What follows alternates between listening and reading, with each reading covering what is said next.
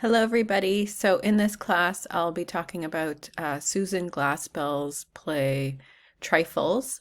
And it's just a short play, so I recommend that you read the play first and then watch this video. But let's talk a little bit of some background information about who Susan Glaspell is, our author, and where she got the inspiration for this play from. So, Susan Glaspell is a playwright. She also has a background as a journalist.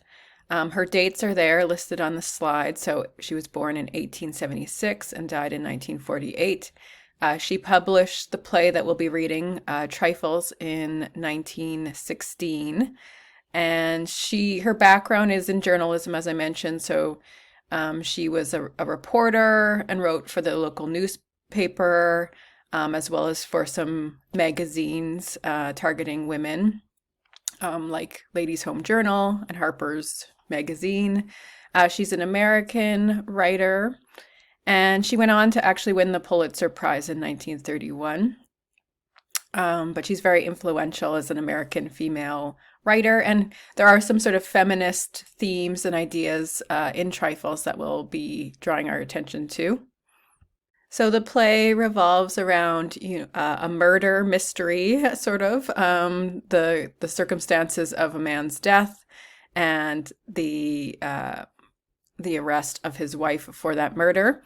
But this case of spousal murder is based on a true story, so it's kind of got this true crime inspiration. And the true story comes from this information that in 1900, John Cossack was killed, and the play is based around this person's death. So the death of this man in 1900, and his wife claimed that she had slept through his murder, and then she was later arrested for committing the murder. And it was quite a sensationalized story in all of the newspapers, and it was reported on because, it's very rare that, a wife would be arrested for murder of her husband at that time. And there wasn't a lot of female writers or reporters at that time. So Glaspell was one of the very few female reporters who actually spoke and wrote about this case. But like I said, it was very sensationalized. Would be, all over the news headlines, and was a very well-known case at that time. And Glaspell would later, be using the true story of John Cossack's murder, as inspiration for Trifles.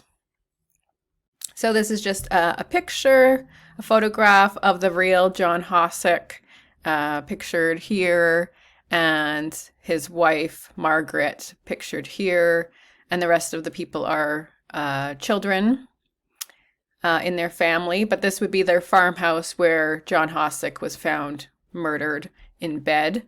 And it was very isolated, very much away from any neighbors, and it was quite bleak and depressing. Once Glaspell was reporting on the crime, she visited the farmhouse and saw for herself what those conditions were like living on John Cossack's farmstead or homestead, and how bleak and depressing and isolated. And there was just like an aura of darkness in the house that she kind of felt about that space when she actually visited herself. And it gave her a kind of new understanding of what Margaret's life was like and what led her to commit this murder. So the theme of kind of isolation is going to be a major sort of motivating factor, we'll say, in the death in Trifles, of the wife's anger and anguish, living in isolation, and the implication of also there was some sort of domestic abuse happening as well. So just for a little bit more historical context, if we think about what was going on in 1900 during this case and what women's lives were like at this time, it was, again, a time of very rigid gender roles for men and women. Women were very much still thought of as second-class citizens. They didn't have a lot of equal rights or freedoms. And in that case, they were very much sort of subordinate or oppressed as a group of people at that time in history and in America. So yeah, just some facts here on the slide. So women in the United States did not have the right to vote at this time, and they didn't get that until 1920. So again, without the right to vote, you're not really thought of or viewed as a citizen. You had no rights. Your life is thought of as an extension of your husband's, or in the case, if you were a daughter, of your father. You don't really have a clear sense of individuality or identity of your own. You're kind of thought of as a dependent or property of your husband or under your father's authority. So you're not a real person with autonomy, with the rights to vote, or even rights legally to determine your own path in life. And other things just related to women's criminal charges. So women were extremely unlikely to be chosen to serve on a jury. So women were very unlikely to serve on a jury. And this might be considered a problematic feature of justice, right? So how does a woman who commits a crime get a fair trial if all of the jury is just men? If the judge is men, the lawyers are men, and the jury are all men, will she get a fair trial? So these kind of questions didn't really come up at the time. It was just, accepted as the norm that you would have all male, judge and jury and executioners, and there would be no sense of equality or equal representation. And yeah, for many years, as I mentioned, the gender roles at the time were very restricted, very constraining to women as a group, not just to, the character in the play, but women's lives were very much defined by what we call the domestic sphere or the private sphere of the household. They were responsible or viewed as, or expected to provide, household management, cleaning, cooking, childcare, those kinds of tasks and responsibilities. And men occupied the public sphere, the outside of the home. So that's where they could, become the breadwinner, earn a living, and support their family financially. But because of their power and wealth outside of the home, women became dependent on men. So they were very much thought of as just an extension of man's property, his dependents, not unlike children or pets or something like that, right? So you're kind of not a person in your own right.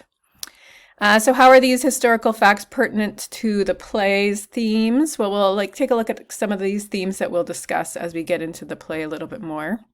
But some of the major themes that we'll look at while we're reading the play, things like gender roles and gender oppression of women, the way men are kind of blinded to the realities of what women's lives were like, being oppressed by gender roles, the difficulties of being a woman at that time in terms of getting justice, but also just in terms of things like isolation, and being protected under law against things like domestic abuse. So if abuse was going on, a woman didn't have a lot of recourse to protect herself. She couldn't, in many cases, get a divorce. She wasn't allowed to own her own property. She didn't have money of her own. Everything she was sort of given or provided by her husband. So she was very much dependent financially on your husband. And if he's an abusive man, you don't have a lot of recourse to free yourself from that situation. So you're very much sort of stuck or caged in this environment that could be very, damaging and toxic. And, we see that in Trifles. So yeah, women experience a lot of domestic abuse, and this might be verbal abuse, it might be physical abuse, sexual abuse, all of these different forms of abuse and what's implied around that in Trifles. Women would also maybe experience loneliness and isolation, especially for women who are in rural, farmsteads, often rural, remote areas. There might not be a lot of connection, and actually communication was a barrier as well. So just even having a phone line in 1900 was very rare. So you didn't have a lot of outreach or ability to reach out to others if you needed help. You were very much kind of at the you're vulnerable in your isolation. There's also ideas around regrets, and women sort of bonding as well. This idea of feminism comes up a little in the play about the female characters and where their sort of alliance or allegiance is to. Is it to the work that their husband's doing, or do they feel some sort of kinship and bond with the woman who's been charged with the crime? And then things like, yes, gender and law. So will a woman get a fair trial if she's being prosecuted by all male juries, lawyers, and judges? So is there a sense of injustice that goes, beyond just the home to societal or systemic forms of oppression against or based on gender? So these kind of questions or themes will come up in our discussion of the play. And there's also going to be a couple of symbolic things that pop up that tell us about what life was like for our protagonist. So when the characters are walking through John Wright's farmstead and looking for clues of what would bring his wife to commit the crime, they overlook a lot of the little symbolic things that are feminine or related to the domestic sphere. They kind of just overlook them, ignore them, and their perspective is more so about like the larger picture of the crime and looking for clues that way, and looking at the case from the perspective of men rather than looking at it from the perspective of women and what women's lives were really like at the time. But the two female characters who are kind of in John Wright's house accompanying their husbands, they see more evidence, or they see things that the men kind of ignore or overlook. And they can, feel more sympathy for John Wright's wife, Minnie Wright, who committed the crime, but they see maybe more than they let on. And in a way, they come to sort of protect Minnie Wright from possibly getting a worser charge, as we'll see as the play goes on.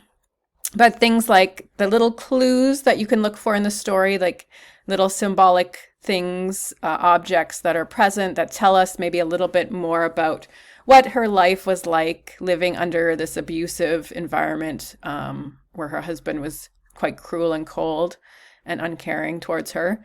But things like the dirty towels in the kitchen, the jar of preserves that explodes under pressure, her sewing, which becomes kind of erratic, and the knotted quilt, the bird cage, of course, and the little strangled bird that will become a key symbol, as well as laughter. So we'll look for these things while we're reading the play and sort of read into some of the symbolism there.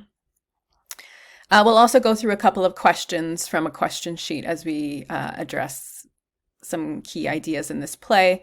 And I'll include the questions in a little open forum that you can add to. But let's take a look at the play itself, and we'll highlight some key features in it. Okay, so I've annotated the play a little bit just to highlight some of the different roles. The cast is 5 characters. George Henderson, who's the county attorney, so he's the lawyer. Henry Peters is the sheriff, and Lewis Hale is a neighboring farmer. So those are the 3 men who are characters, the male characters. And then there's 2 women, Mrs. Peters, who's the wife of the sheriff, and Mrs. Hale, who is Lewis Hale's wife, and they're also accompanying the men as they do their search of the house for any clues or motives that they could use to prosecute their case. But if we look at the scene description, it kind of sets the tone, sets the scene. So the kitchen is in the now abandoned farmhouse of John Wright. That's where it takes place. It's a gloomy kitchen, and it's been left without having been put in order. So there's unwashed pans under the sink, a loaf of bread outside the bread box, a dish towel on the table, other signs of uncompleted work. So this uncompleted work is women's work, right? It's the household management, cleaning the kitchen, putting the food away, preparing food, making sure your towels and everything are hung up and clean. So all of these things are kind of disheveled, dirty, and it's got this kind of gloomy vibe to it. So whatever she was trying to accomplish in that kitchen went incomplete. So as the men go around the house, they kind of do a survey, and they're looking for clues or anything that's out of place that would give them a clue of what exactly happened around the murder. And they ask the neighbor, Hale, what he noticed, and this is what he says. So Harry and I had started in town with a load of potatoes. We came along the road from my place, and as I got here, I said, I'm going to go see if I can't get John Wright to go in with me on a party telephone. I spoke to Wright about it once before, and he put me off, saying folks talk too much anyway, and all he asked was peace and quiet. I guess you know about how much he talked himself, but I thought maybe if I went to the house and talked about it before his wife, though I said to Harry that I didn't know as what his wife wanted made much difference to John. So that's a little bit of a clue. It tells us a little bit about John Wright, who he was and how he was as a husband to his wife. This issue of a party telephone, so that would have been kind of a phone line that you would install in your house, and it would be sort of shared with your remote neighbors in a rural environment.